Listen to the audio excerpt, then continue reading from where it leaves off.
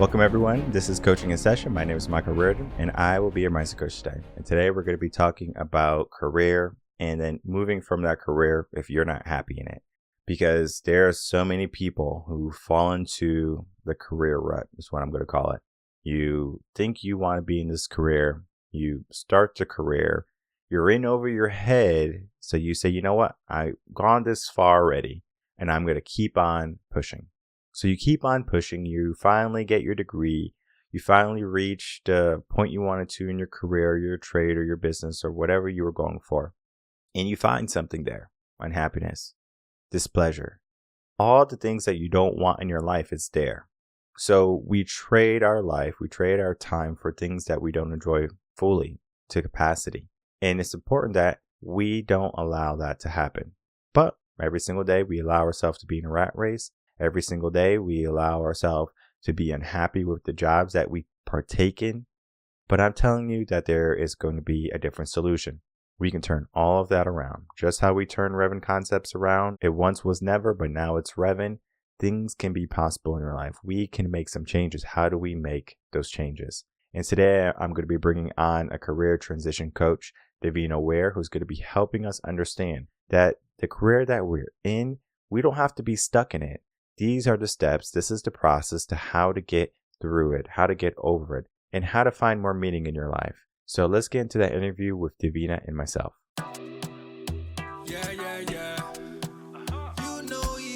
Welcome, Davina Ware, to Coaching in Session. How are you doing today? I'm doing excellent. Thanks for having me. Of course. Thank you so much for coming on. And today I have you on as a transition coach. And I don't know if we had a transition coach before. I'm sure we had maybe a coach that does similar work to a transition coach.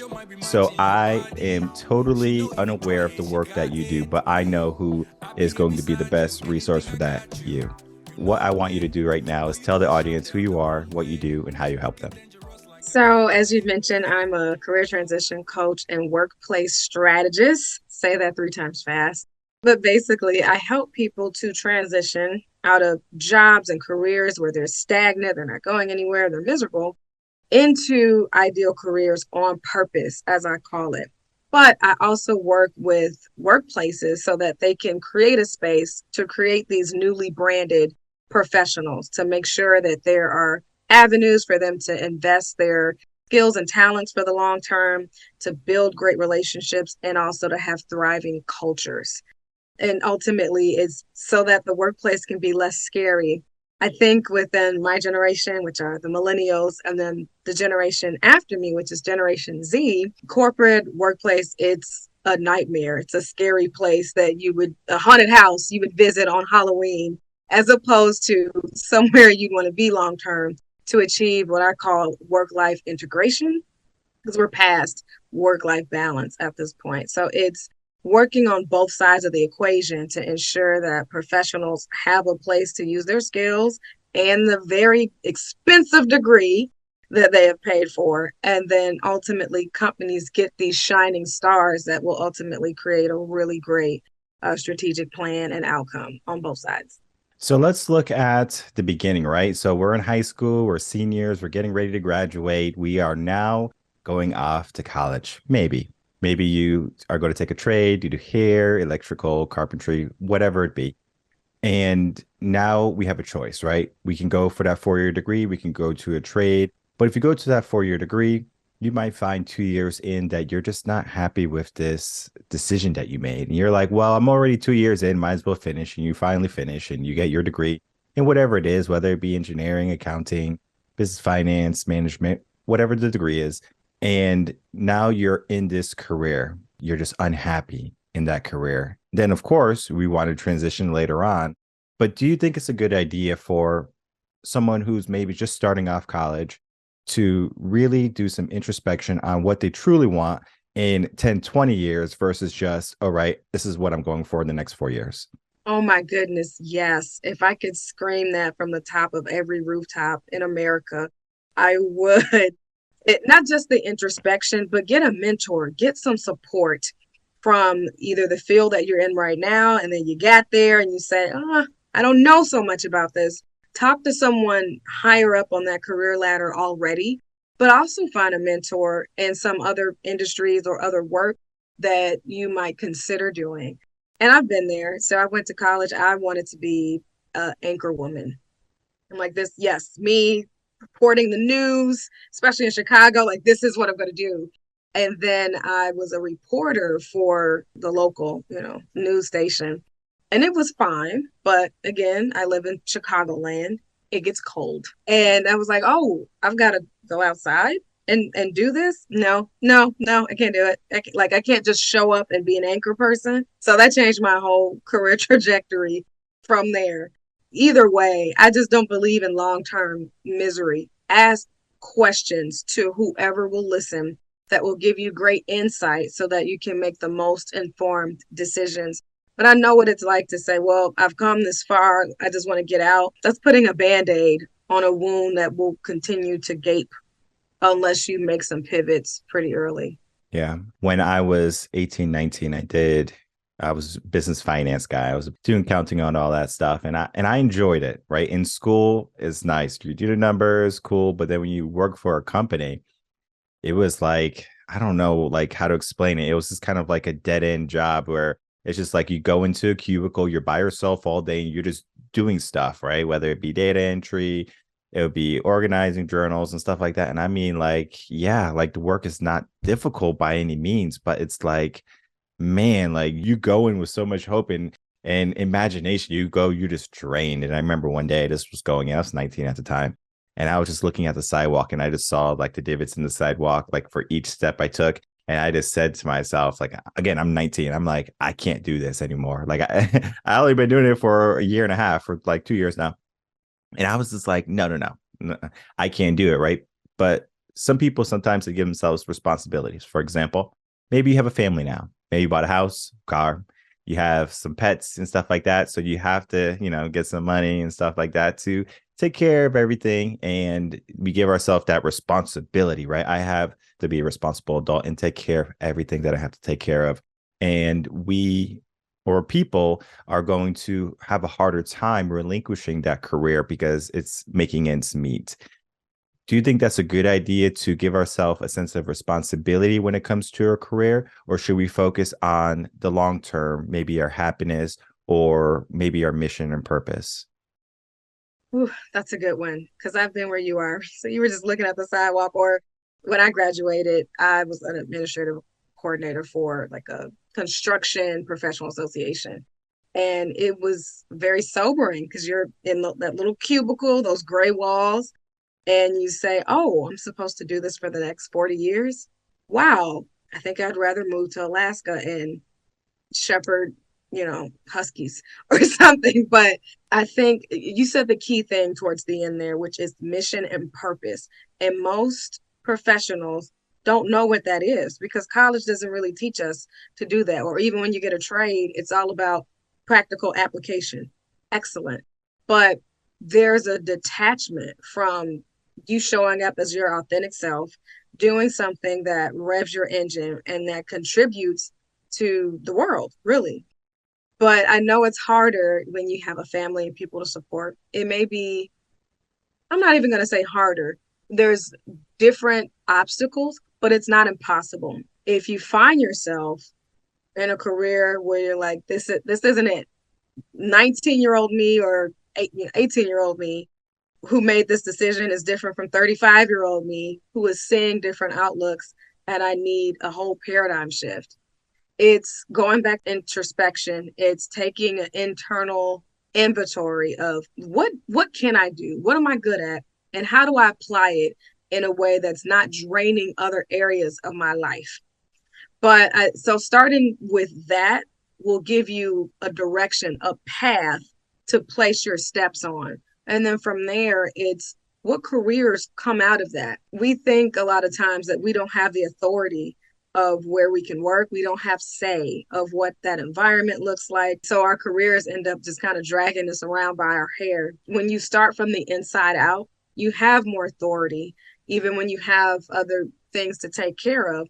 Maybe there's certain risks that you won't take, but there are certain decisions and choices that you can make that will still work for you and your environment and your situation and your family. But it starts first with taking that internal inventory and really understanding what your purpose is and being very clear on what is going to suck the life out of you as opposed to what is going to energize you to where on Sunday you don't have the blues about Monday. So there's still options for that person. Yeah, most people wait for Friday, dread Sunday because Monday's coming next. And we look at our mission and purpose after the fact most of the times, right? When we're young, we just kind of look at the money, maybe we look at, I guess, the social aspects of having a career or a particular type of job. For example, if you are a doctor, you could be a pediatrician, heck, you could be a veterinarian. It doesn't matter, right? You are a doctor, right? So we have that title. That right there is so big in society. That symbol, that status symbol right there. We look at that. And it's something that sometimes can be a good thing, right? Because we all need doctors, we all need people to help the infrastructure engineers and things like that. But maybe someone, just wants to, knit, and that's their mission, right? That's their purpose. And if you told your parents when you were 16, hey, I'm going to be a knitter or I'm going to be a tailor or something like that, they were like, huh? I thought you wanted to be a doctor. I thought you wanted to be a lawyer, something along those lines. So we give ourselves a high status job, I guess you could say, replace jobs in different brackets. Do you think that's healthy for society to give ourselves that ideal of there's certain jobs that are higher on the totem pole? Oh, I think you do your soul a disservice when you do that. I get it though, because we live in a society that is about that. And for my generation, they taught us that if you want to not be run of the mill, if you don't want to be like your parents, if you're trying to break ceilings, then you got to go to college, you got to do X, Y, and Z. So it's our culture is flowing in that direction, but people that have the most sense of self and purpose and satisfaction, they're going against the grain of what society is doing. So I think going back to asking questions, explore, play, find some internships if you're a creative person to where working in a regular office environment would just drive you batty, then explore creative careers. There are all kinds of internships available just for you to put your fingers in something and see if that works, to see if that's something you'd like to do. Or taking a class at art school, but play in these different industries. That's the only way you'll really know whether something works for you or not. We look at status and we say, okay, well, that checks box A, B, and C, that works. But it's not until like doctors or nurses go into clinicals to determine what department they want to become an expert in. It's the same thing outside of that. So I pivoted from being a news gal to marketing, but marketing has lots of different facets. So I did a lot of internships in events and event planning. I've done some with media companies and media buying. But when I put my fingers in all these different places and got to see what the world was like, that allowed me to make a decision that was very authentic to one, my personality, how I move about the world, but also it made sense for my natural motivators and where I saw myself in life. We've gotten out of that because we think, okay, I've got to pay for X, Y, and Z, or I need the status and that'll make me happy, so to speak.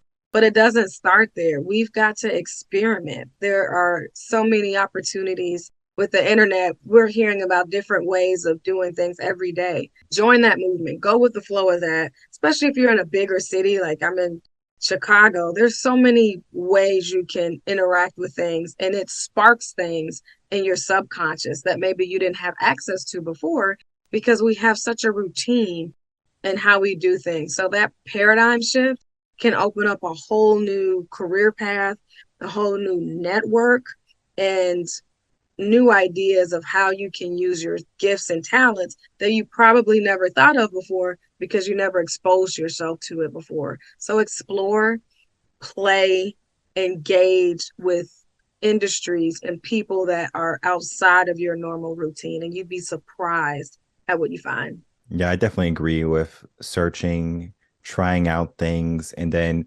playing with different areas of that realm. For me, it was teaching. And the spark for me was teaching. I just enjoyed teaching. And even when I was 18 and 19, I was doing business finance. The reason I was doing business finance was because I was really good at getting like A's in like high school and accounting and stuff like that. And so I'm just thinking in my head, well, this is like a natural talent for me. This is what I'm supposed to do. So I'm thinking in the term of I'm really good at it, so I might as well do it.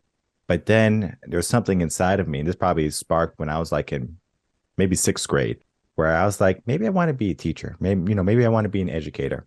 And so even when I was going for the accounting and things like that, I had in the back of my mind, I'm going to do this for 4 years and then I'm going to be a teacher. I want to make my money and then I'm going to go be a teacher. Long story short, I was like, 2 years in, I was like, I'm not going to make it 4 years. I was like, let me become a teacher. And at that point, I mean, I dabbled in so many different worlds of education. I was a swim coach. I taught music, and then I went on to teach the elementary schools, K to 12. For me, it was a journey where I went from high school in my natural talent and my gift, thinking that's what I needed.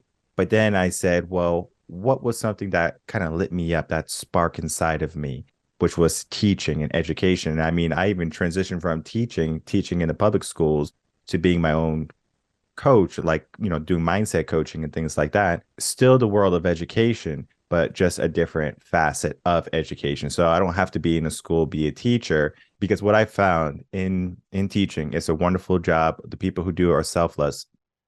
I could probably teach to this day if there wasn't so many restrictions and things like that on the education system, and teachers weren't handcuffed basically about teaching children the way it used to be. Like, sure, you growing up, because that was before all the standardized testing, we still had some and stuff like that, but it wasn't as like, all right, give them a test, like a week long of of tests. And I'm seeing first graders like literally going to work or going to school, literally they're drained, like they're like 45-year-old accountants in cubicles. They had the same look on their eyes. And I said, is that what we're doing? I was like, I cannot be a part of this. So I said, well, what's going to be the next thing? Right. These kids are going to go through the system and they're going to come out and they're going to need someone to take away their limiting beliefs. That's what I focus on. And what you focus on is the other aspect. You're focusing on the people who are going into careers that they're not looking at initially, their purpose and their passion. They're maybe looking at their gifts or their talents, and then they're like, I need to make some change. So it's always going to be a gap for that. So we do have to understand. But I wanted to get your take on the difference between, should someone follow what they're really good at, like their talents, their gifts? They're really good at math, you should be an accountant, you should be an engineer, something along those lines.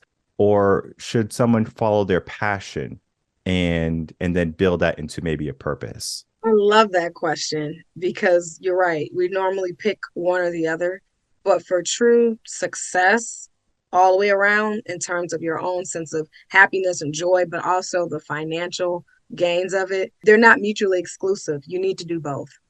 And that's what I teach people to do. How can we take that great gift of yours and then blend it with your talent so that it makes sense for a career path for you? I'll use myself as an example. My natural talent or gift that I could do all day long is speaking, coaching, public speaking. Love it. Great. And then some of the skills or things I'm naturally good at are strategy, marketing, branding. I'm in a position now where I help people with personal branding through coaching, or I'm always speaking from that lens. Or if I'm working on marketing projects, I'm thinking about the user experience and how they would interact with things. So being able to blend the two together, one, it creates a brand for you. And I think all professionals need one, but it also gives you this sense of flow.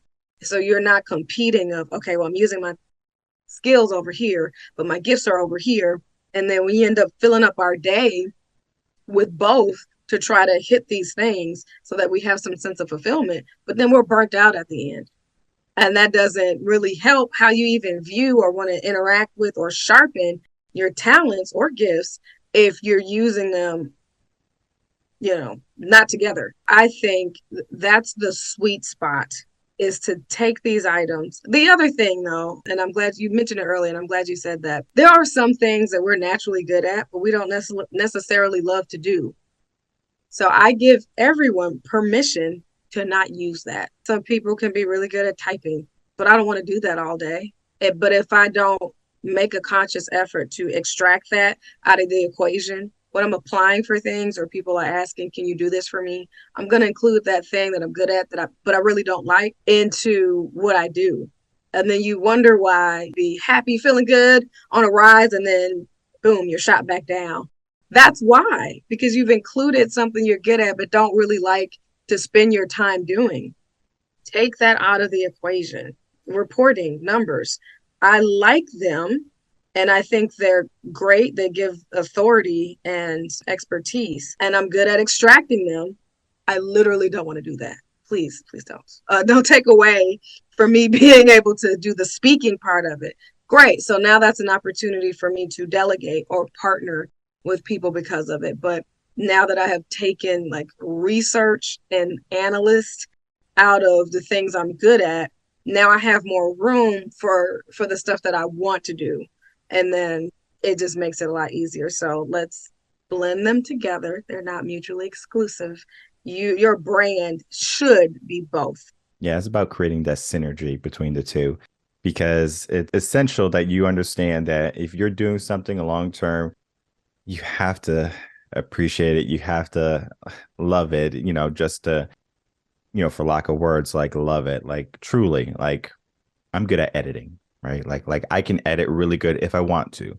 I can like make the most killer reels and edits and stuff like that, but I delegate it. I say, you know what? Get a team to do it.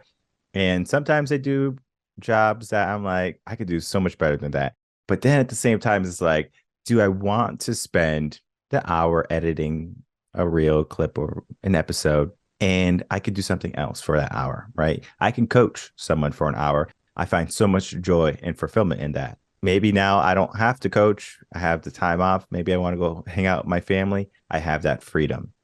And if I had to edit, it's like, well, I got to edit. I just recorded this episode, got to edit that right there. Even though I'm good at it, even though I enjoy it sometimes it's good to delegate. Sometimes it's good to get things off your plate. I wrote a whole blog on this. The power of delegation is so powerful. I'm sure you're familiar with the Clifton Strength Finder test, where it tells you your strengths and it tells you what you're good at and it tells you where you're weak. But just because it's like a low number doesn't mean that you're not good at it. Because for me, I think communication is like number 14 or something like that. But I'm a pretty decent communicator. I actually like public speaking and things like that. But then I'm sure like if people heard this and they're like, hearing you say, oh, I like public speaking, they'll say, I'll never go up on stage. Like that's that biggest fear they have. And I wanted to talk to you about the fears that we give ourselves sometimes, whether it be career fears or it be just personal fears that stop us from,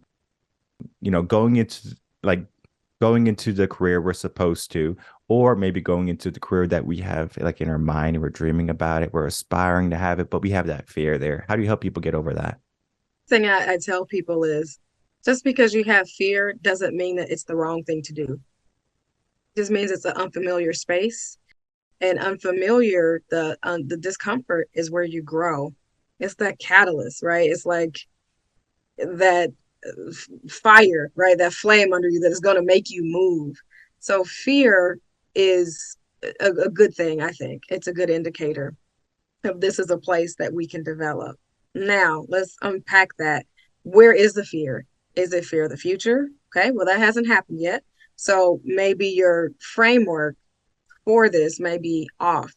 Is it a self-worth thing? Do you feel like I can't rise to that occasion, or you feel like I don't want to rise to that occasion? Well, then there's some inner conflict. If you are excited about something in the future, but then you're like, I don't want to do it, that little space, there's some inner conflict there. There's some things that are unclear, or maybe there's some thought distortions that are causing you to do that. Or is it from your past? Did you make a mistake that seemingly cost you greatly, to where now you're paralyzed to move forward?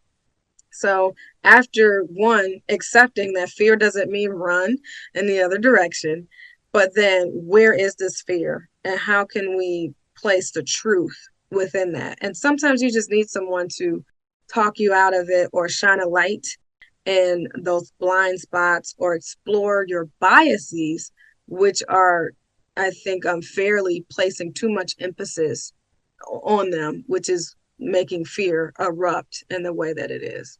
Fear is one of those things that are an illusion. We give ourselves fears. When we're born with the fear of falling, the fear of loud noises, and any other fear that goes beyond that, we gave ourselves. So I always tell people that, because if you have a fear of transitioning jobs, you're giving yourself that. If you have a fear of public speaking, you're giving yourself that. If you have a fear of not being able to make ends meet, you're giving yourself that fear, because fear is taking the space of action. And we do have to have good action more so than just being in fear, because fear can be debilitating. It's like, oh, I don't want to take action. You can freeze. We have to be able to take action readily and immediately too. It's not so much, okay, well, I can wait. I'm okay for now. And yes, you could be okay in your job. You could be okay in your career. But when is that breaking point for you where you just have like a mental breakdown? And I'm sure you probably heard about stories of people just losing it at work. They'll have like a psychotic breakdown, heart attacks. I mean, like, so many horror stories on that where people just wait to that point. And I don't want people to get to that point. I want people to understand that they can make some changes today, right now. And early on, you said something, and I wanted this to be the peak of our conversation. You said there's a new type of work life integration and balance type of system going on. And I wanted to get your definition of the two, and then maybe talk about how the system is now. Is it a good thing and is it a bad thing? So you said there's a difference between work-life balance and work-life integration. I think now work-life balance is you're able to spend your time either at work or at home in your personal endeavors, and they don't bleed so much into each other to where you can be fully present and not overwhelmed or overextended in either. With work-life integration, the work you do is an extension of yourself. So it's not this sense of, well, I've got to make sure one doesn't bleed over the other, or, okay, I have to shut off my day here to say, all right, I'm not doing work in this, I'm resting. It's being in a rhythm to where you can do the work that you love to do around the people that you want to be around for the folks that you are called to serve, but it's not disrupting how you naturally go about life. Yes, of course, we should have some limits on our time, but you shouldn't have to cut off work at a specific time so staunchly so that you can enjoy life. Because the way day and night goes and the way nature goes, it's a natural rolling into the next thing. And when you have an integration, you're still being fully yourself and how you would naturally show up, but the environment may change, but your energy and how you put out your efforts and who you are doesn't. And most of us have that stopgap where we say, oh, this is work me, this is personal me. And those stopgaps are very unnatural rhythm to how life is when you're integrating the two. And I'm also speaking about this on the corporation side, that they have to create these environments where people can be fully authentically themselves. And that's when you have burnout, when people aren't, or resentment when people aren't, like you said, when people got to blow up and they're like, I hate this place. That's because the work leaked too much into the personal side. But when you can just shift environments from work to home, whether you're working from home or not, you're able to continue on your day without this breach or without this break of turning off and on. And that's what integration does. So being able to do what you do best all day, no matter what you're focused on at that moment, whether it's work or personal life. And part of this is being ushered in by your millennials, make up almost 70% of the workforce at this. And we require something different, which is being able to enjoy life, which is being able to, most of us have picked careers and we've picked degrees based on what naturally lights us up anyway, what we love to spend our time doing. So the workplace kind of has to adjust to that in order for both to be satisfied and successful. I wanted to talk to you about our career and lifestyle. I think sometimes people think, well, if I want to mansion, I want a Ferrari, a Lamborghini, like all the nice things in the world, Gucci bags, Louis Vuitton. And they say, well, I'm not going to get that working at Starbucks. It's going to be very difficult to get that bag every single week at Starbucks. But you can be, again, a big head, like Honcho CEO. You could be a jeweler, go around the world, like buying, selling jewelry. And, like look at Kendra Scott, for example. And so we can be big people, right? We could be the top of the top, right? We are the top of the food chain. We are the lions and lionesses. That right there might not be your calling, right? Yeah, you make a lot of money, but just because you make a lot of money doesn't mean that you make a lot of joy in your life too. And I wanted to talk to you about the concept of, should we choose a career for money, or if we had the choice to do many different things, but it brings us more joy? Because I know sometimes people might get a career, and maybe the career was like, I want to work for nonprofits. Very great job. So you work for a nonprofit, but maybe you're not making as much. So then after your nonprofit, you go to an after hour job. Maybe you work at Starbucks or whatever, and you work there for a couple hours to increase your lifestyle. Do you think that is an appropriate way to be also, in lieu to the first question? Or should someone just have one career, say, this is the amount of money that, this career is going to make me, and this is my lifestyle that I fall into? I think it goes back to that inventory that we took. So what is it that motivates you? Starting with that. So outside of the actual job you're doing, does it motivate you to be a very altruistic person and to just be able to help whoever, whatever they need without it being attached to a specific purpose? If that's the case, then you layer on what kind of careers are available to me that will allow me to do that. And then you layer on, salary requirements. So maybe it could be nonprofits, but it also could be for profit that still allows you to do this thing. And industry makes a big difference with that. So if you're in the healthcare field, yep, there's nonprofit healthcare associations, but there's other ways in healthcare. Maybe it's teaching, maybe it's whatever it is. I think there's a way you can find your footing, but you've got to be clear on what that motivation is. Some people are just motivated by money, period. Other people, money is the vehicle to get the thing. So in what way is it? Is it recognition for you? Then you need to find a place that's going to recognize your gifts and talents and your hard work, and then also allow you to be promoted and make that money. But at the core, why would you choose a nonprofit, for example? Is it the pace of that environment, or is there a particular group of people that you want to work with? Starting from that motivation, then determining what that looks like, the people or the industry, that all of that is part of the recipe that answers that question of, how can I still make money? You can, definitely, even from a coaching, counseling perspective, right? We have social workers who are so very needed, but typically they don't make a lot of money. But let's look at what they're doing. How are they helping people, and who are they helping? If you want to help a specific group of people, maybe you need to focus on the coaching side more than a social work side. So I think all can be achieved. It's just a matter of how you want to do it ultimately. Typically, I am against, let's have 45 part-time jobs. And I'm saying that as a person who's had 45 part-time jobs, because no matter what you do, we can't add any additional time to our day. Time is a non-renewable resource. So the best thing that you can do is to maximize the efficiency of your time and not being burnt out. Yes, hard work, I'm all about that. It's better to work really hard and to be very focused within this hour than to be on a hamster wheel for several hours and then you're constantly switching focuses. I personally believe there is a way for you to make the money you want to make. I'd also address, what's the driving force for that? Is it because of what you seeing on TV? Is it because you're running from your past?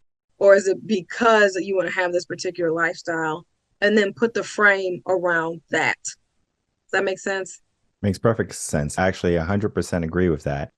Because if you're just inundating yourself with job after job after job to make ends meet, I encourage you to do a pivot at that point because you're just in that mindset of, all right, this is what I'm capable of doing. And you stay at such a low level.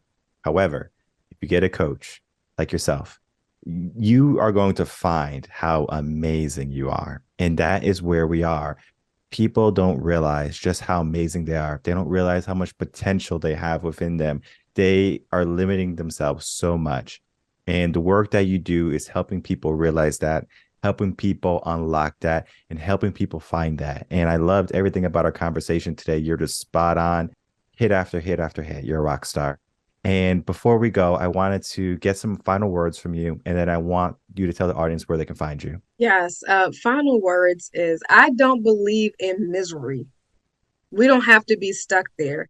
There are careers and there's places where we can be cultivated, and it might be a little bit uncomfortable, but that doesn't have to be the norm. So wherever you are, if it's a career or job or wherever space in life where you don't feel satisfied, you don't feel satiated, look at it in terms of a sharpening tool and mechanism. What can you gain? What can you glean from that space, whether it be contacts, whether it be the place where you can stumble and make mistakes before you go to the next place, or whether it is getting your personal affairs in order so that when you transition to the better place, you're coming as a whole and complete person, a person that has done well and is known for being a high performer and your craft and sharpening that, but also a person that is forgiving, that is confident in who they are and what they have to bring to the table, and they are optimistic about their future.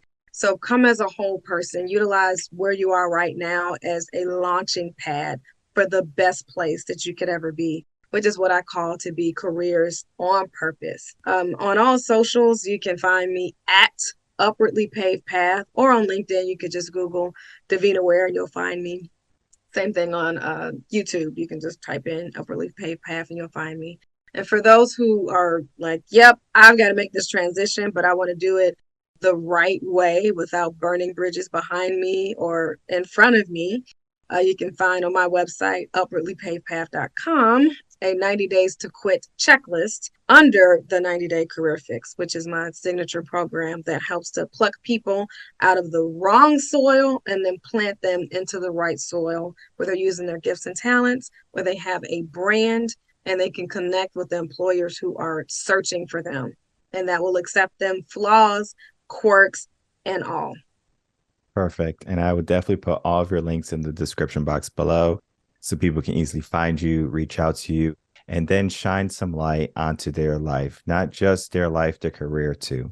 And it's so important that we start to take action today because there are so many people in the world who feel stuck in their jobs right now, whether it be because of obligation or mindset. And if you have the right person in your corner, like Davina, you're going to find yourself able to tackle any problem, any issue, and you're always going to find yourself on top. And that's where you should be, on top. I encourage everyone, again, to check out Davina. All her socials will be in the description box below. Thank you so much, Davina, for coming on, spending a little bit of time with us, and it was a great conversation. Thank you for having me. This was so fruitful. All right, everyone. I'd like to thank my guest, Davina Ware, for coming on Coaching a Session. As you can see, she's going to be helping people get into the career that they should be in. Because sometimes we find ourselves in that rut of that 9 to 5. Now, that 9 to 5 can pay the bills. Maybe it brings us a little bit of happiness. We like our coworkers. Maybe we even like our job. But we find ourselves at the end of the day drained. We find ourselves at the end of the day unable to push and do the things that maybe we want to do. Hobbies, maybe missions or more purpose in our life. And there's a saying, you might work a 9 to 5 to pay the bills, make ends meet, to maybe give you a semblance of a lifestyle that you're looking for. But that is not the end goal. The end goal is going to be building an empire. Now, a 9 to 5 can build an empire, but typically a 9 to 5 is not going to build your true empire. That true empire is not going to be built from 9 to 5. It's going to be built from 7 to 11. That's 7 p.m. to 11 p.m. So that means as soon as you get home, you are going to be maybe relaxing, maybe eating, maybe spending a little bit of time with family. You're not going to sit down and just watch TV for the next 4 or 5 hours until it's bedtime. You are going to say, I'm going to recharge really quickly, and then I'm back at it for the next couple of hours. That's 7 to 11, that point right there. You're going to find that you can build and you can cultivate something amazing in your life. That's what I did. I said, all right, I wanted to start a coaching career. I wanted to build a business, build a brand. And I said, wait, that takes time. That takes a lot of work. And you always have to keep building. And then you have to make sure that once you're building, you're not just putting in the wrong pieces here and there. Because the people that you're building with, or the people who come onto your business, right, they come on for a specific mission, specific goal. So we have to stay clear in what we're going for. We need that type of direction. We need that type of accountability. So can you remain accountable, right? When you get from your 9 to 5 and you want to start your new company, you want to start your new brand, you want to start whatever it is you want to start. Can you say from 7 o'clock to 11 o'clock, or maybe even 10 o'clock, right? Maybe you don't want to do 3 hours. And you say, I'm going to do this every single day, or maybe every Monday, Wednesday, Friday, right? We give ourselves a schedule, whatever your schedule is for that. Typically, I would recommend just making it a Monday through Friday type of thing, right? You're coming off of work, you might as well build your empire too. And then on Saturday, if you need a recoup. Sunday typically is for prayer for people, or you can do work, right? So it just depends. But you shouldn't sacrifice your time, right? So Saturday and Sunday are supposed to be family time. You shouldn't have in your mindset, oh, I should work somewhere else on the weekend so I can make some extra money, all right? That right there is going to keep you always working. You're working for a paycheck. You're working to make ends meet, when we can create something that's going to not only make ends meet, but allow ourselves to live in abundance. And that is where we are. From 7 to 11, we should learn how to live in abundance. However, you can't do it by yourself most of the time. People who have tried fail more often than not. It's the same thing as New Year's resolutions. People say they're going to do something, they start off strong, and then they stop. This is where we need a coach like Davina. This is where we need a new mindset. Here at Reven Concepts, that's what we cultivate and create. But when you're in a career and you want to make some changes, find yourself a coach, find yourself a mentor, find yourself a guide that's going to help you navigate to that point, because you can do it by yourself. No one's saying that you can't, but you're going to get there so much quicker with a coach, so much quicker than someone who can see your vision clearly with all of the hurdles, all of the obstacles, all of the speed bumps, all of the twists and the turns. That is who you need in your corner. And Davina is going to be a perfect fit for that. She's going to be helping you remain accountable and then on task, so you can finally get to the end result, your most meaningful career, whatever that may be for you. It is something that you have to cultivate, something that you have to create for yourself. And maybe you haven't been asked that question before, but today is that day. Ask yourself the question, what do I need in order to change my life in a career aspect focused mindset? Because yes, you can work 50 jobs and you can find yourself making ends meet, but you have no time. Find yourself more time to do the things that you want to be doing rather than the things that you're not doing. Because again, time is going to be a resource that we can't renew. So make sure you utilize your time in the most effective manner. My name is Michael Rearden. I'm a mindset coach. If you have any questions, you can email me coachinginsession@gmail.com, and I will see everyone on the next episode of Coaching in Session. Until then, everyone, take care.